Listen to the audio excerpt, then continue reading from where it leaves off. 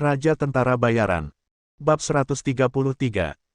Di malam hari, segera setelah Shen Lian dan yang lainnya kembali ke pintu kamar, mereka melihat beberapa paket familiar, yang merupakan senjata yang telah diangkut sebelumnya. Melihat ini, Shen Lian diam-diam memuji mereka. Loyanman ini benar-benar memikirkannya, bahkan mengingat senjata para praktisi seni bela diri ini dapat muncul di sini karena mereka telah mengaturnya terlebih dahulu. Wu Yilian dan Zhao Hongyu masing-masing memasukkan senjata ke kamar masing-masing. Setelah memeriksa untuk memastikan tidak ada masalah, mereka mengetuk pintu Shen Lian dan mengundangnya untuk bergabung dengan mereka untuk makan malam. Sekte Loyan yang mengurus segala detailnya tentu tidak ambigu dalam hal bersantap. Untuk semua tamu terhormat, Loyanman telah secara khusus mengatur juru masak dan dapur yang cukup untuk tidak hanya memuaskan semua tamu, tetapi itu harus dilakukan agar begitu semua orang bisa makan enak pada saat bersamaan. Tidak hanya koki dan bahan-bahannya yang terbaik, tetapi Loyanman yang penuh perhatian juga telah mengatur layanan pengiriman makanan dari rumah ke rumah. Bagaimanapun, orang Jianghu berbeda dari orang biasa. Jika Anda tidak punya pilihan, Anda harus duduk. Makan di bawah satu atap pasti akan mengarah pada adegan terbaliknya meja makan. Untuk menghindari hal ini terjadi, Sekte Loyan membuat pengaturan seperti itu. Faktanya, makan tidak lagi penting bagi Shen Lian, yang memiliki kekuatan batin dari pil pengembalian besar. Seiring bertambahnya hari penggunaan pil pengembalian besar, Shen Lian telah menggunakan banyak kegunaan luar biasa dari kekuatan batinnya. Jika Anda benar-benar ingin menggambarkannya, tubuh Shen Lian saat ini seolah-olah terbuat dari kekuatan internalnya yang unik. Semua nutrisi yang dibutuhkan dalam tubuhnya dapat digantikan oleh kekuatan internalnya. Atas kejadian ini, Shen Lian tidak bisa makan apapun selama 3 hari berturut-turut tanpa merasa lapar, namun berbagai fungsi tubuh masih akan terpengaruh. Ini menunjukkan bahwa kekuatan internal magis hanya dapat digunakan sebagai sarana dalam situasi darurat, dan tidak mewakili sifat asli Shen Lian. Saya telah menjadi abadi dan tidak perlu lagi makan, minum atau buang air besar. Shen Lian, yang telah membuat janji, tentu saja tidak mengatakan apa-apa. Dia berdiri dan mengikuti Wu Yilian dan Zhao Hongyu keluar ruangan menuju ruang makan yang paling dekat dengan gerbang Loyan. Karena Sekte Loyan adalah tempat yang besar, maka tidak akan ramai meskipun menerima semua orang dari berbagai faksi yang datang untuk berpartisipasi dalam konferensi seni bela diri. Apalagi, masih ada 6 hari penuh sebelum dimulainya konferensi seni bela diri. Jadi tidak terlalu banyak orang yang hadir. Saya telah menanyakan tentang guru Shen Lian sebelumnya untuk menemukan guru Yuan Hui. Saat ini, belum lagi guru Shaolin Yuan Hui yang dihormati sendiri, banyak pemimpin dari 8 sekte besar belum mencapai Gunung Yandang, jadi ini bukan ruang makan kecil. Saat itu hanya ada beberapa meja yang berisi orang berdua dan bertiga, jadi tidak terasa ramai. Saudara Hongyu, lewat sini. Begitu mereka memasuki pintu, Shen Lian dan yang lainnya melihat Deng Pan yang sudah lama duduk di meja. Mereka juga melihat penampilan Zhao Hongyu dan yang lainnya. Deng Pan bukan satu-satunya yang ada di meja saat ini. Salah satunya adalah Zhang Gongnian, yang pernah ditemui Shen Lian di bandara sebelumnya berjanggut panjang, berumur 40 tahun, maju ke depan dan mengenakan pria lembut bermata lebar adalah keturunan Yugemen. Sekte Yugemen sangat menarik. Bahkan Shen Lian, yang sudah lama tidak mengenal seni bela diri, telah mendengarnya sedikit. Kecuali sekte-sekte kaya raya yang terkenal di dunia pencaksilat, Yugemen bisa dikatakan sebagai sekte paling terkenal di dunia pencaksilat. Dari segi kekuatan pencaksilat, Yugemen bisa dikatakan berada di urutan terbawah dari seluruh bela diri Tiongkok seni. Namun demikian, ada fungsi khusus di arena, yaitu untuk menyampaikan informasi. Padahal, seperti halnya masyarakat modern, dunia pencaksilat juga membutuhkan berbagai orang untuk membantu mengumpulkan, mengatur bahkan memperjualbelikan berbagai informasi. Hal inilah yang dilakukan Yugemen, meski statusnya di dunia pencaksilat belum tentu terlalu tinggi itu penting. Jenis kelaminnya jelas. Yugemen ibarat media dan jaringan dunia pencaksilat, mereka mengumpulkan dan menyebarkan segala berita dan informasi di seluruh dunia pencaksilat, misalnya jika ada anggota keluarga yang terluka parah dan meninggal serta membutuhkan bahan obat langka untuk mengobati lukanya atau memulihkan keterampilan, Anda dapat pergi ke Yugemen.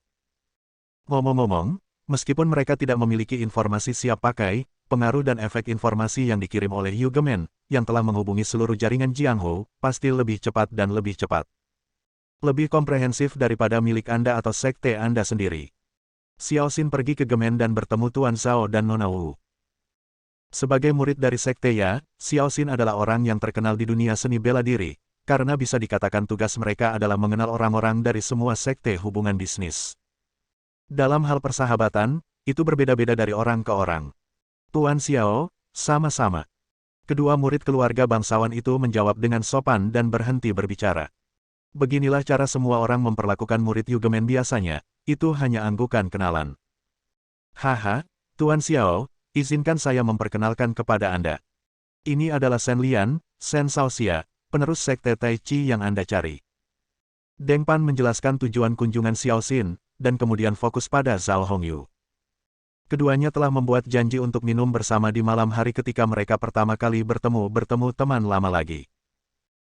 Xiao Xin, sebagai seorang veteran dari Sekte Yuge yang datang ke konferensi seni bela diri ini untuk menjalankan bisnis, mendengar bahwa Tuan Chen dari Sekte Tai Chi telah menerima seorang murid, jadi tentu saja dia ingin datang dan mengenalnya lebih dari siapapun. Yang lain, Deng Pan, sebagai penyelenggara dan Tuan Tanah, tentu saja tidak baik, dia menolak dan membawanya ke sini, tidak perlu bertanya tentang murid klan Ya, dari semua sekte dunia, jadi tidak ada salahnya mengenalnya. Tuan Muda Shen, mohon jangan kaget jika Anda memberanikan diri datang ke sini.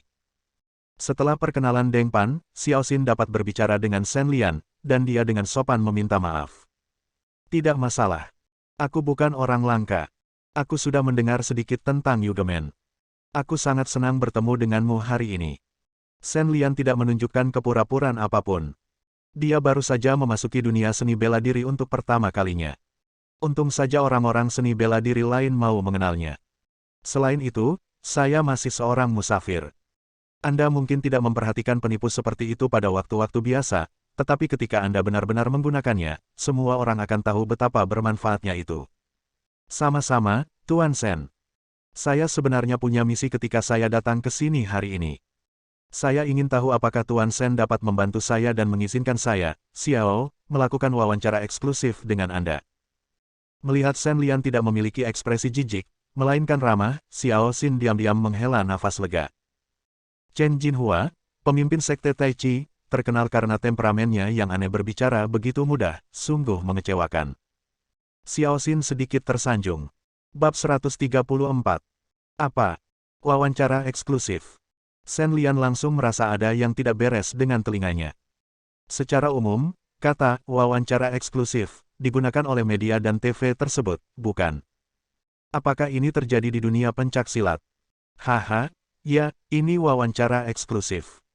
Shen Shaoxia masih merupakan permata tersembunyi di dunia. Dia tidak terkenal. Banyak orang belum pernah mendengar senior Chen merekrut murid. Ada penerus sekte Tai Chi, begitu pula Xiao Xin. Karena pertimbangan inilah saya mendapatkan ide ini dan ingin membantu mempromosikan sekte Tai Chi. Xiao Xin melihat keraguan Shen Lian dan menjelaskan mengapa dia ingin meminta wawancara eksklusif.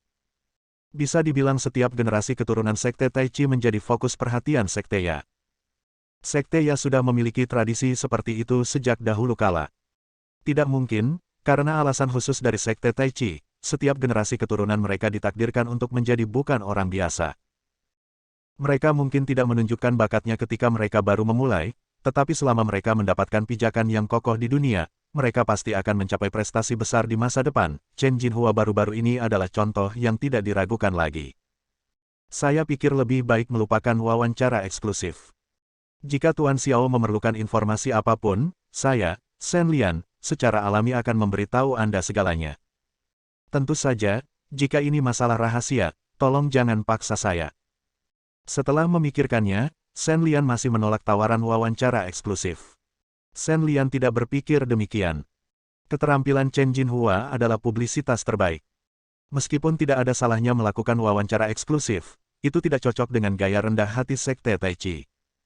Shen Lian tidak cukup bebas untuk melakukan hal tersebut, hal yang membosankan. Haha, itu wajar. Sepertinya seseorang Xiao tiba-tiba. Xiao Xin yang halus secara alami tidak banyak bicara.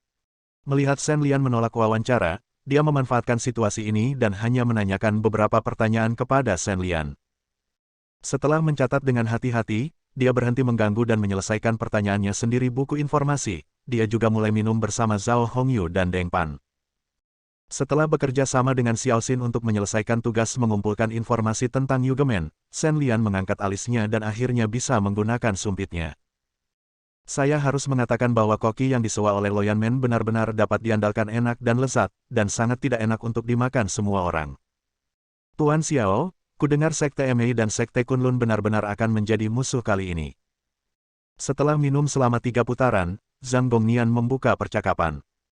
Karena Deng Pan dan Zhao Hongyu mengobrol dengan sangat ramah, tidak ada orang lain yang bisa ikut serta dalam percakapan tersebut, jadi Zhang Gongnian tidak punya pilihan selain menanyakan gosip tersebut kepada orang-orang yang berpengetahuan luas. Dari Sekte Ya.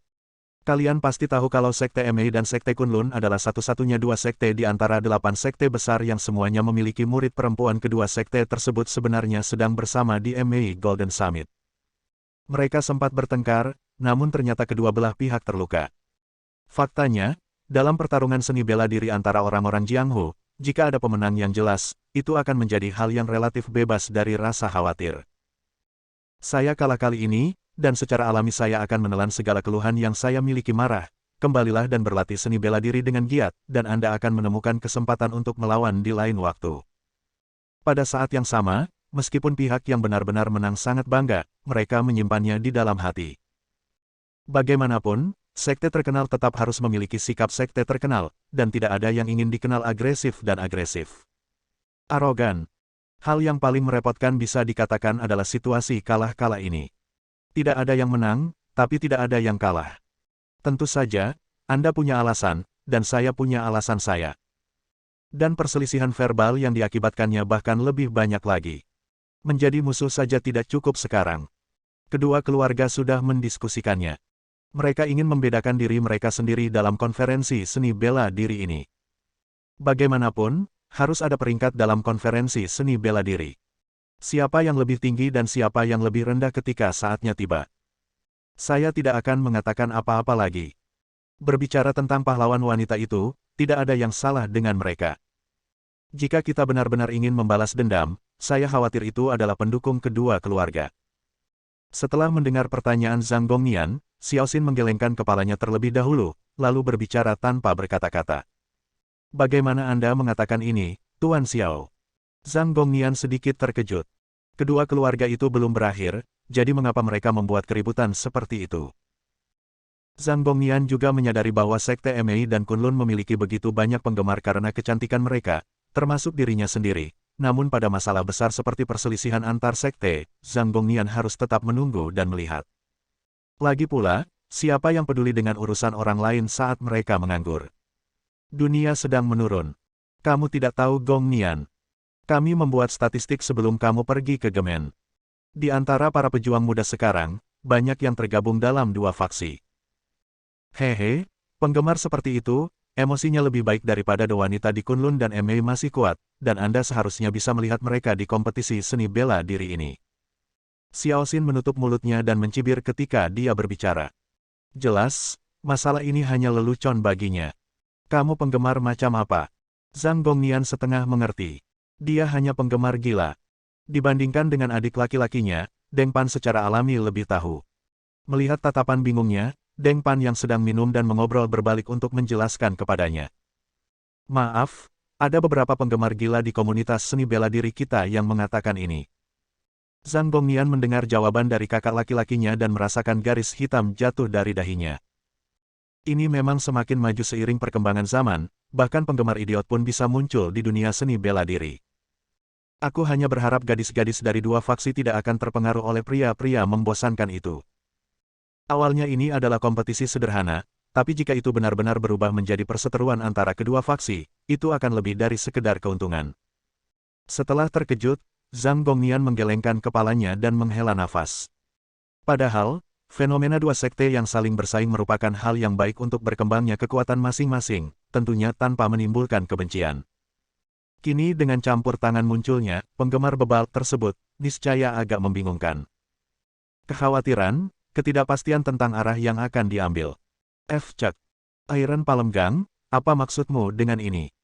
Kenapa kamu mengatakan bahwa ilmu pedang Kunlun kita tidak sebaik ilmu pedang Mei?